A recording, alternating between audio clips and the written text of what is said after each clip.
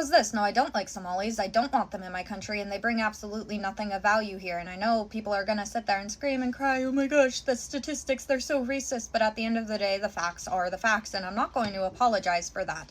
I mean, genuinely, what have they brought of value here? And I'm not saying that they're all bad on an individual level. I understand that people who lack nuance aren't going to be able to comprehend that as a collective they're bad. Individuals, I'm sure that there are some that are fine, just like any other population. But if you look at the violent crime statistics, you would see that it's not stopping when they get to America. Somalia has a terrible problem with violent crime. They come into places like Minnesota, and despite being an extremely disproportionate amount of the population, their violent crime rates are sky high. It's absolutely disgusting, doing some of the worst atrocities like raping young girls, because over there in their country, they do not value women. They do not see them as an equal, and they are totally okay with things like child marriage. In fact, when there was a law proposed to raise the marriage age to 18 years old, the protest got so bad from the grown men that the courts decided that they were just going to leave it at the age of 9. Is that what you want brought into your country? Is that what you want around your wives, your sisters, your daughters, just other human beings? Is that what you want to bring into this country so that you could feel better about being a white warrior?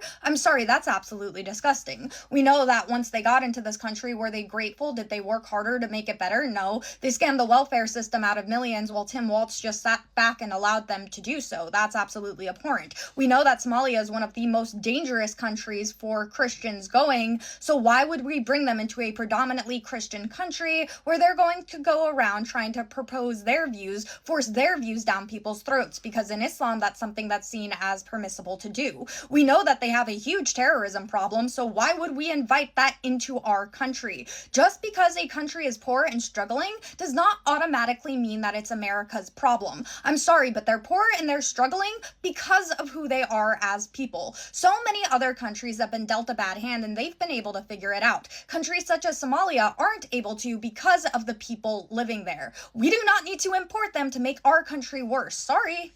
I agree with her because I don't think that this has anything to do with racism against Somalis whatsoever.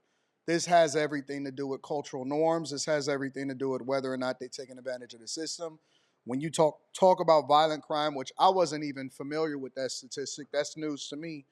But it makes sense because you don't change who you are just because you move.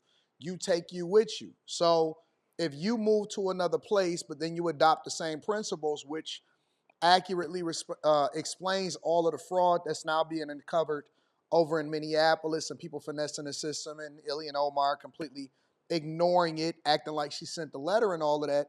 Well, now it starts to make sense.